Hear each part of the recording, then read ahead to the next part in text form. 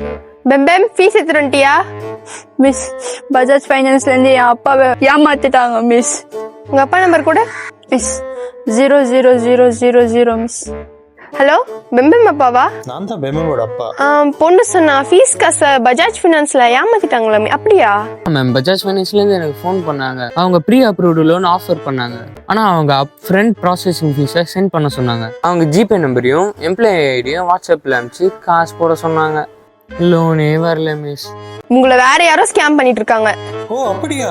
Bajaj finance employee உங்களோட personal GPay இல்லைனா ஃபோன்பேலேருந்து upfront processing ஃபீஸை முன்கூட்டியே கேட்க மாட்டாங்க. பஜாஜ் ஃபினான்ஸ் எம்ப்ளாயி பிஸ்னஸ் நோக்கத்துக்காக தங்களோட தனிப்பட்ட எம்ப்ளாயி ஐடியை வாட்ஸ்அப்லேயோ அல்லது இமெயில் ஐடியிலையோ அனுப்பவே மாட்டாங்க.